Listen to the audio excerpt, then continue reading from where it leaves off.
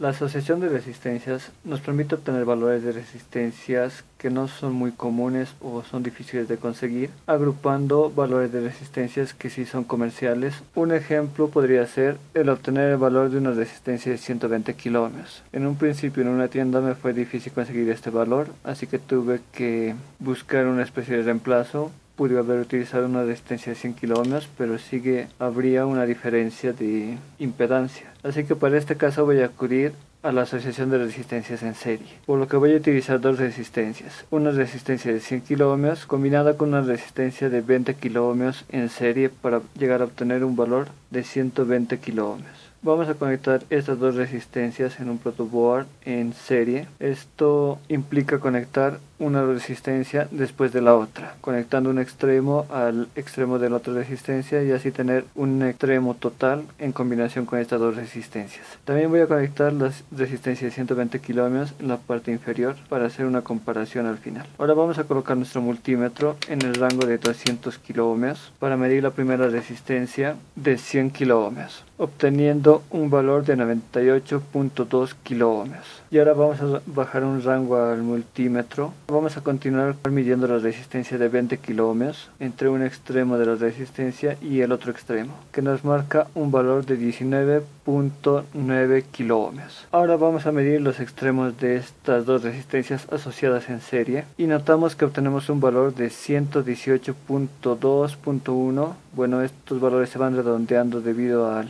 multímetro, pero obtenemos un valor aproximado de 118.1 kiloohmios. Ahora vamos a proceder a medir la resistencia de 120 kiloohmios para ver si el valor de estas dos resistencias se acerca bastante al reemplazo de esta resistencia de 120 kiloohmios, obteniendo un valor muy cercano que es de 118.7 kiloohmios. Así que podemos llegar a agrupar estas dos resistencias en serie para llegar a obtener el valor de esta resistencia en el caso de que no se contara con esta. Ahora vamos a recurrir a la asociación de resistencias en paralelo para obtener un valor menor al que obtuvimos anteriormente con las resistencias en serie. Por ejemplo, si quisiéramos obtener el valor de una resistencia de 15 kiloohmios, lo que tendríamos que realizar es conseguir dos resistencias de el doble de este valor, que llegarían a ser de 30 kiloohmios. Pero como en las tiendas no son muy comerciales las resistencias de 30 kiloohmios, voy a utilizar unos valores muy cercanos, los cuales son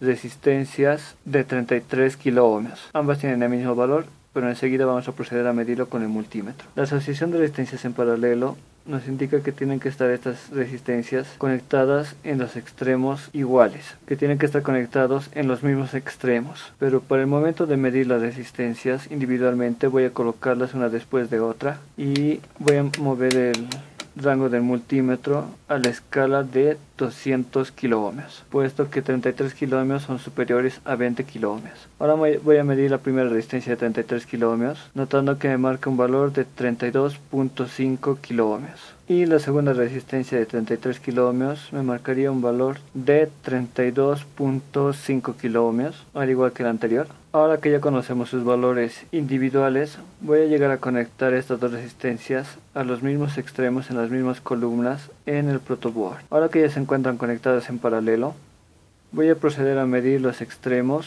de esta asociación de resistencias en paralelo, pero voy a bajar el rango al multímetro para tener un poco más de precisión, ya que nos debería dar aproximadamente la mitad. Y notamos que me marca un valor de 16.25 kiloohmios. Ahora, como lo que teníamos que hacer era buscar un reemplazo a esta resistencia de 15 kiloohmios, podemos llegar a medir esta resistencia de 15 kiloohmios y ver por cuánto sería la diferencia con estas dos resistencias como sustituto. Entonces tendríamos aquí una resistencia de 15.08 kiloohmios y una asociación de resistencias en paralelo que llega a 16.25 kiloohmios, con una diferencia de 1.2 kiloohmios aproximadamente, lo cual podría llegar a ser un reemplazo, dependiendo también al circuito y a la precisión que se requiera. Pero en el caso de que no, entonces podemos llegar a utilizarlas, ya que no sería muy común llegar a conseguir un reemplazo de resistencias de 30 kiloohmios en las tiendas comerciales.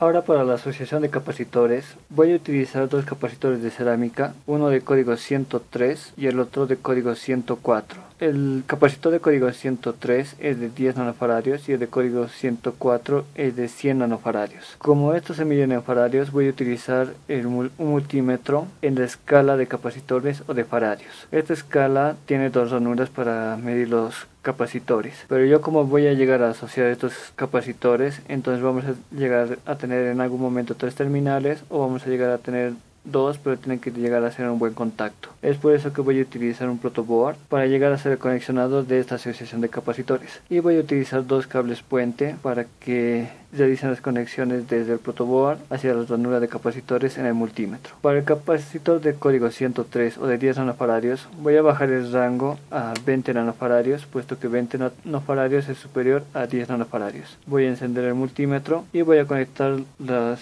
puntas de alambre o los cables de alambre al protoboard y voy a conectar los extremos a la ranura de capacitores, notando que me marca un valor de 9.46 nanofaradios. Y ahora, para calcular el valor del otro capacitor, que es de 100 nanofaradios, voy a subir el rango a 200 nanofaradios, puesto que es superior a 100 nanofaradios, y voy a conectar los cables a los extremos donde está conectado el capacitor de 100 nanofaradios y conectarlo a la ranura del capacímetro, notando que nos marca un valor de 84.9 nanofaradios. Y ahora que ya medimos los valores individualmente de estos capacitores, la asociación de capacitores en serie lo que llegaría a hacer es una resta a la inversa de las resistencias. Cuando los conectaba en serie, estas aumentaban de valor. En el caso de los capacitores, cuando los conecto en serie, lo que hacen es reducir su valor, por lo cual voy a bajarle el rango al multímetro para tener una mejor precisión, y voy a conectar los conectores o los cables puente a los extremos de esta asociación de capacitores, conectándolos uno a cada extremo de los distintos capacitores,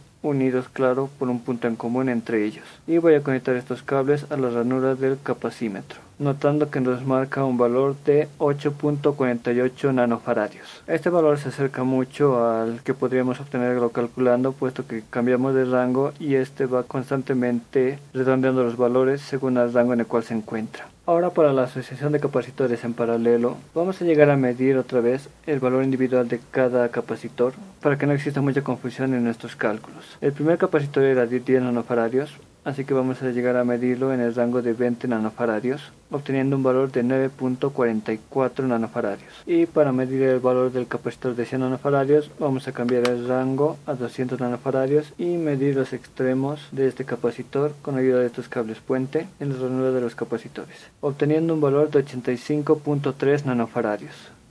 Ahora, a diferencia de la asociación de resistencias, cuando vamos a conectar capacitores en paralelo, lo que vamos a hacer es aumentar el valor de estos. Así que vamos a dejarlo en el rango de 200 nanofaradios, ya que está en el rango del valor del capacitor más alto. Y con la conexión en paralelo, conectando ambos extremos de cada capacitor en la misma columna del protoboard, así como sus otras terminales en la misma columna del protoboard, vamos a llegar a conectar en las mismas columnas los cables de prueba para medir el valor total de estos capacitores en paralelo, obteniendo un valor de 96.7 nanofaradios. Este valor igual está un poco redondeado debido al cambio de rango en el capacímetro, pero se acerca bastante a lo calculado según a los datos tomados individualmente de cada capacitor. Ahora voy a proceder a realizar un divisor resistivo o un divisor de tensión. Este tipo de circuito nos sirve mucho para poder llegar a condicionar señales de fuentes de distinta tensión.